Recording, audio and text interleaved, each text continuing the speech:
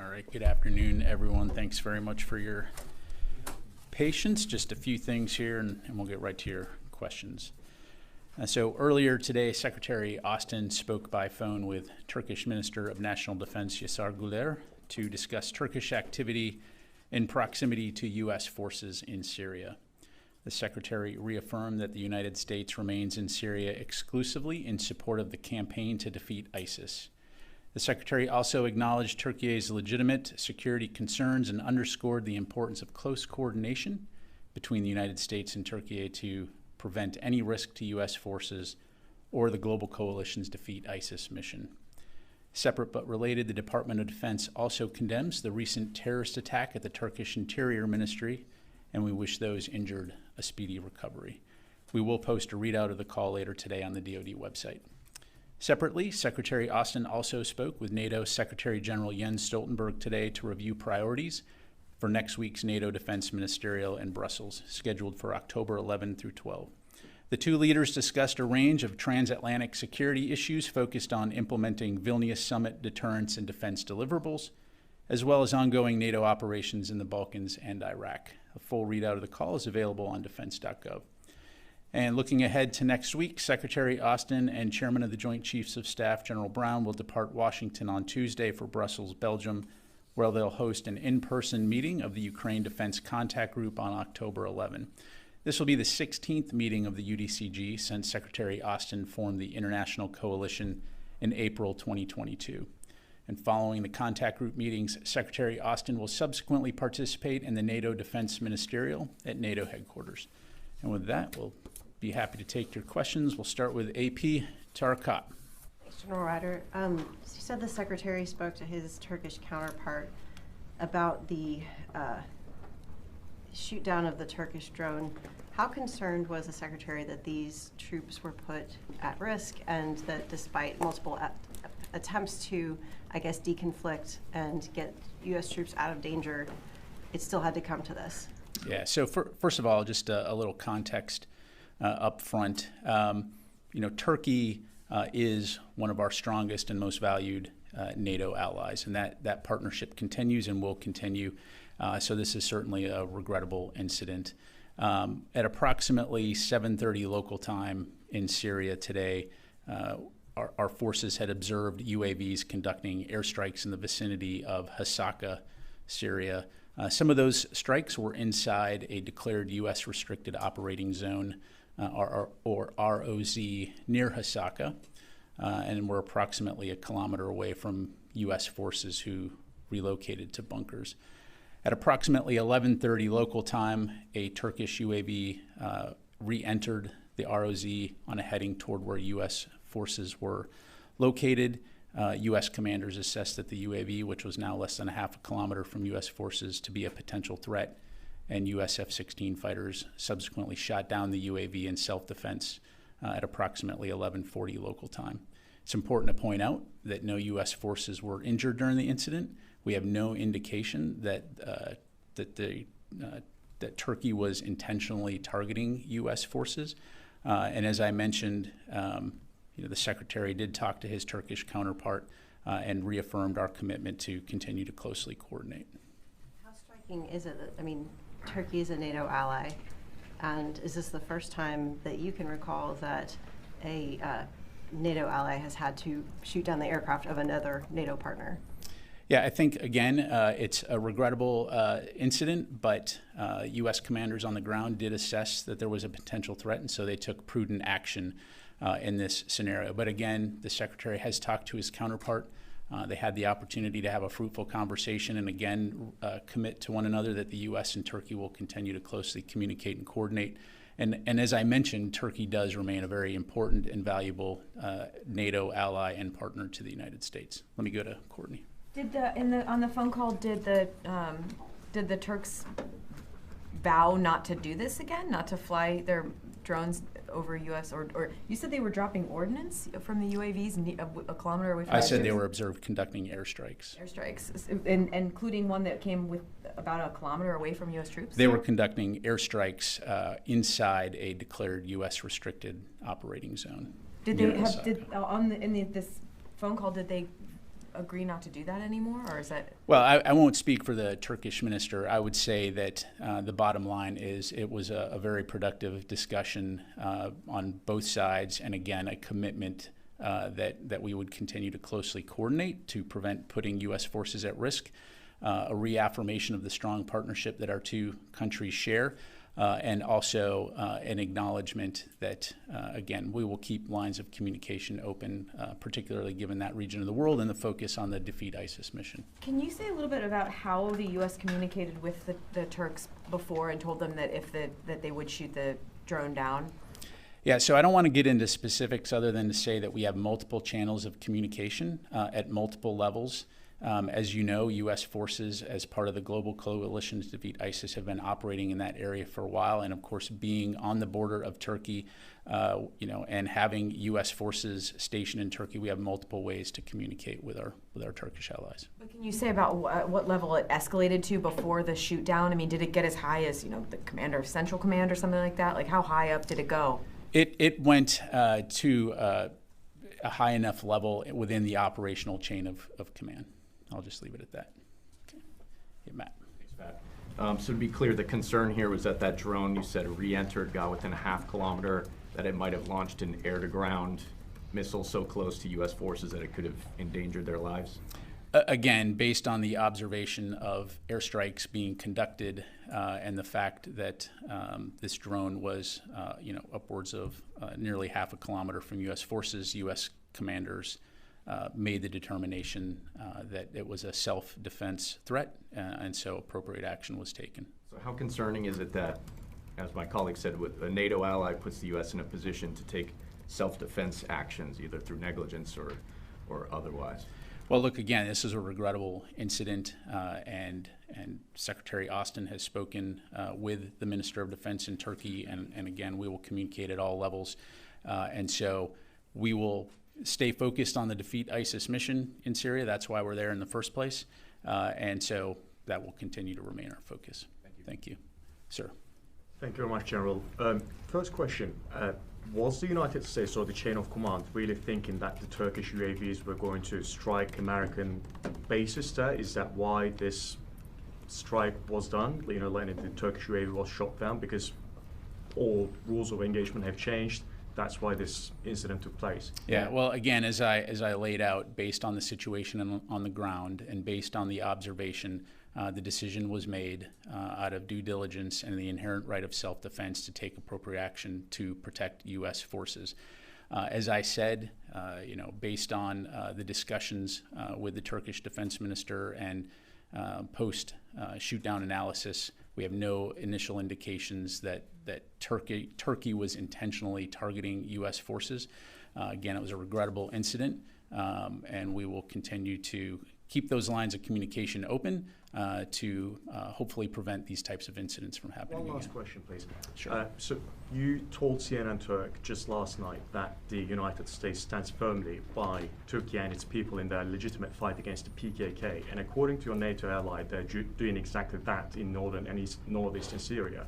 So this difference of opinion in the terminology, PKK, YPG, SDF, how are you looking to resolve that, or are these two NATO allies going to keep shooting each other? Yeah, thanks, Eunice. Well, let me just reiterate what I provided to you yesterday. And you're right, as I said in my opening comments, we do stand firmly with our NATO ally, Turkey, and the Turkish people in their fight against the PKK. And the PKK has been designated as a foreign terrorist organization by the United States. So we condemn any act of terrorism against Turkey and the people of Turkey, and we recognize that the PKK poses a legitimate security threat. When it comes to northern Syria, we do remain concerned about the potential impacts of military escalation in that region, in so much as it affects the civilian population, and importantly, as it affects our ability to maintain focus on rooting out ISIS. And so the coalition and the United States remain very, very focused on rooting out the last elements of ISIS in this region. And so the potential for escalation, military escalation in that region, can serve to become a distraction on this critical work, create instability in the region. And it's been a hard, we've talked about this before, it's been a hard-fought battle to prevent ISIS from resurging. And so that is what we're going to continue to stay focused on. We're going to continue to advocate for de-escalation and the maintenance of ceasefires, but we will never question Turkey's legitimate right to protect its people from terrorists. Thank you very much. Sir. Sir, do you have, first you said, you mentioned that there's no indication that the Turkish UAVs were targeting U.S. forces. Do you have an indication of what they may have been targeting in the area? Then I have a follow-up. I refer you to Turkey to talk about their operations. Okay. And do you have a sense of whether this was a Turkish military drone or perhaps from another agency? Yeah, I'd refer you to Turkey to talk about their operations and their equipment. Yes, ma'am. Thank you.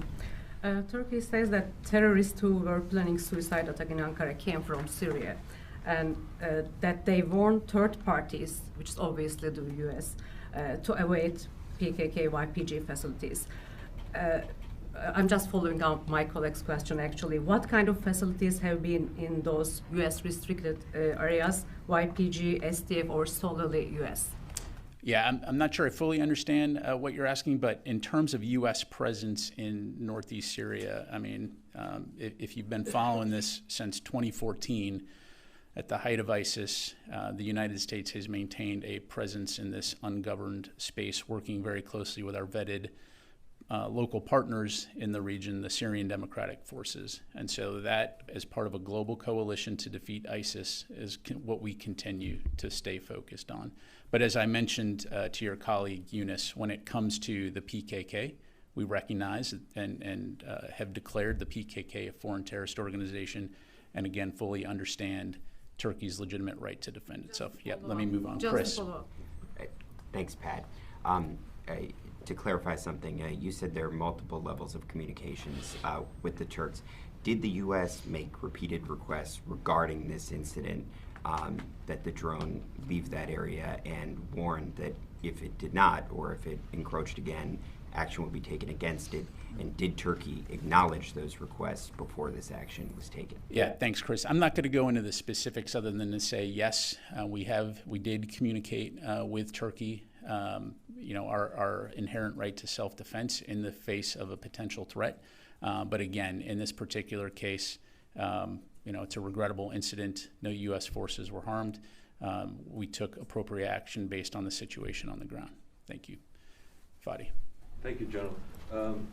I'm still confused trying to understand what really happened, because you say it's regrettable incident. Not sure what part is regrettable. Well, it's regrettable when you have two NATO allies and there's an incident like this. So again, the Secretary was able to have a phone call with his counterpart this morning and talk about the situation.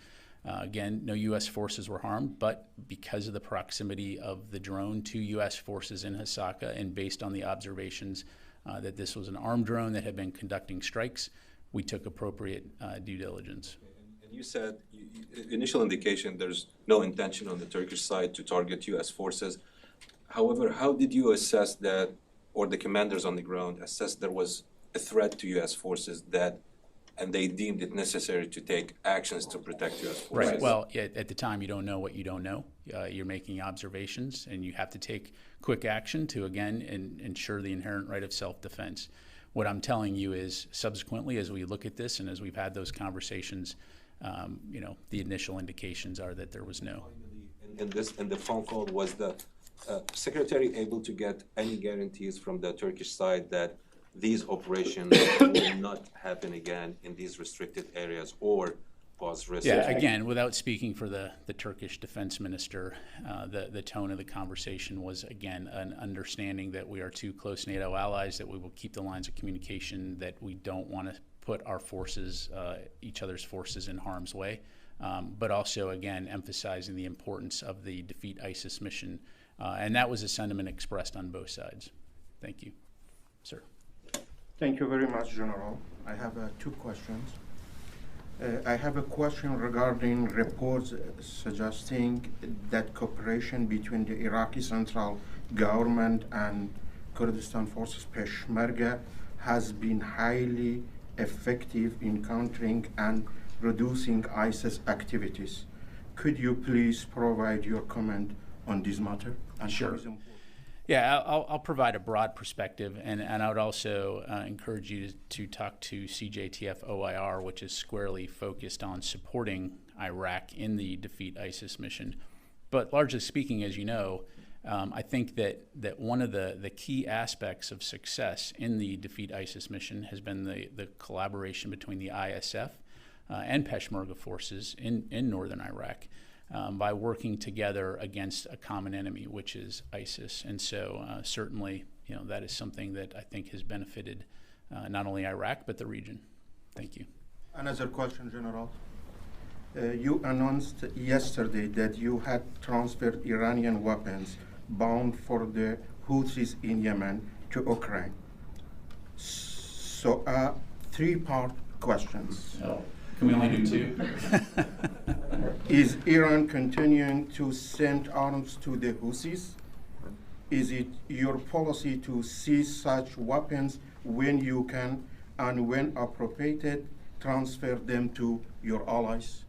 Yeah, so I'm not going to speculate about the potential future operations. Certainly in the past we have seen Iran attempting to deliver weapons and aid to groups like the Houthis, and in the past, in violation of multiple international laws, those assets have been seized. Whether or not we will replicate this, remains to be seen.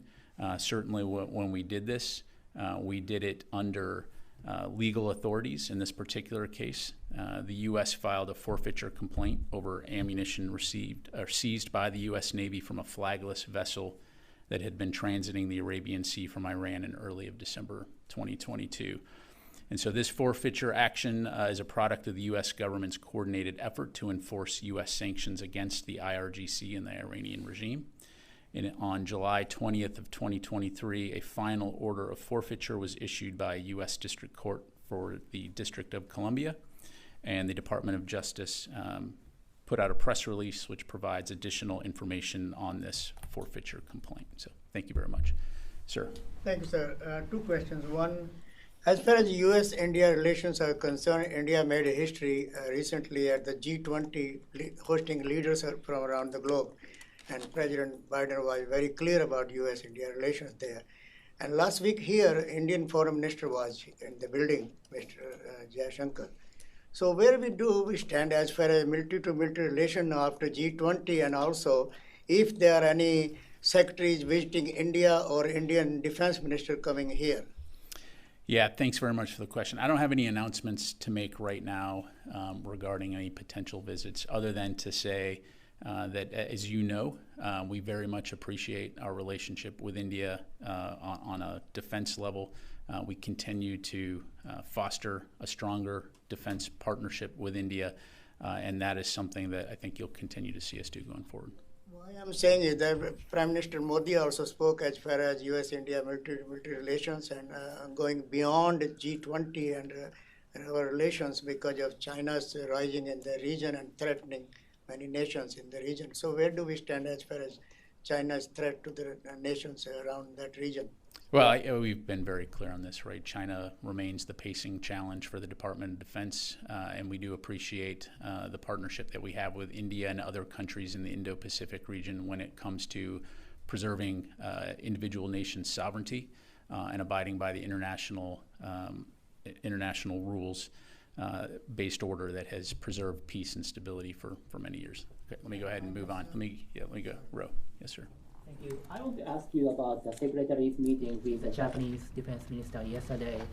The Japanese Defense Minister said in the meeting that Japan intends to acquire Tomahawk cruise missile by 2025, 1 year earlier than originally scheduled. Did the Secretary guarantee the U.S. will provide Tomahawk missiles to Japan by 2025 in the meeting?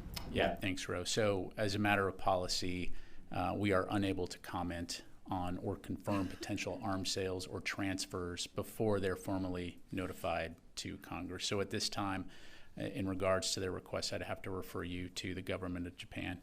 I would say that we've been very clear that we broadly support efforts by our allies to bolster their self-defense. Thank you very much. And time for one more. Yes, sir. A couple of questions on Ukraine funding.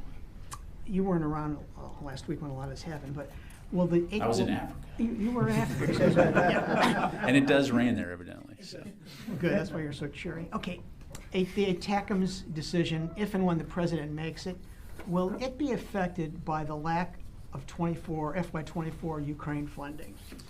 So on ATACMS, I don't have anything to announce or pass along on that front. Yeah. Well, I'm not asking you to make announce a decision, but given the funding issues, you didn't get 24 funding. If the president makes a decision, do you have money and authority to pull the ATACMS from Army inventories to send to Ukraine? So what I would say, Tony, is I'm not going to get into the potential impact on specific systems or capability as it relates to Ukraine security assistance. My colleague Sabrina mentioned earlier this week that we do have enough PDA authority and funding in the short term to last a bit longer, and that we will continue. You'll continue to see us announcing PDAs on the regular cadence for the foreseeable future. Certainly, as we move forward, we will need funding from Congress. We'll continue to stay engaged with Congress on both sides of the aisle to advocate for the funding that we need. But as it pertains to specific systems or capabilities, I'm just not going to get into that. You've got about $5 billion of authority to pull from U.S. inventories. That's correct. We have a little more than $5 billion, I think $5.4 billion in restored PDA authority that remains available for Ukraine. We have about $1.6 billion remaining for replenishment purposes. That's the difference is what you're short at the moment. What's the latest thinking on a reprogramming a request? One of those that arcane budgeting tool that you have available. Sure. So as you know, reprogramming is always an option for urgent needs. At this time right now, though, to my knowledge, no decision has been made on using reprogramming as a way to support Ukraine security assistance. We remain committed to working with Congress on the Ukraine supplemental and receiving a full budget. Thank you. Thank you very much. Actually, I'll just do two more. Tom, since you caught my attention, but let me go to Mike and then I'll come to you. I wonder if you could talk about the impact Russia's decision to move the Black Sea Fleet out of Crimea is going to have on the fighting there in Ukraine.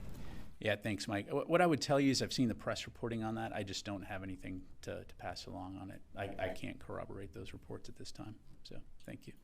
And yeah. All right. Because you wave nicely, we'll do two more. We'll go Tom and then the final question. Thank you. Follow up on Tony's real quick. I think Sabrina mentioned on Tuesday that part of the decision making on what kind of how the remaining money will be spent will be based on what the controller also says. We have X amount of dollars, we can spend it this way. So is that part of the mix as well? Like you have a certain amount to 5.4, we could spend X, Y, or Z, and the controller will tell you how long it'll last. Well, yeah, so it's a great point, right? Because I know the questions come up, well, how long is that gonna last? And the reason that you're not gonna hear us put a date on it is because it's all relative to what Ukraine's most urgent security assistance needs are, the situation on the battlefield. And so, we will continue to tailor those PDA packages based on what they need on the ground. So again, we have enough funding to last for a bit longer, from a Department of Defense standpoint, and you'll see this next week at the UDCG. Secretary Austin remains singularly focused on making sure that we're working with Ukraine and our allies and partners to get what they need to be successful on the battlefield, regardless of what's going on, outside. Yes, ma'am. Another Black Sea question. So I know you can't say if the ships were moved, but what effect will this have on the grain deal or the ability for Ukraine to export its grain if those ships are moved further down in Crimea? Yeah, so I hesitate to get into a speculative situation. Certainly with Russia withdrawing from the grain deal, we've talked about the fact that this significantly impacts not only people in the region, but people around the world. We were just in Africa, and this was a topic of discussion in terms of the impact of countries like Russia that are using food as a weapon to essentially negatively impact peoples around the world. So while I don't have any information on a potential Russian Navy movement, again, that's really something for them to talk about. I would say, largely speaking, it's just very unfortunate that we see a country like Russia using food, weaponizing food. Thank you very much, everybody. Appreciate it.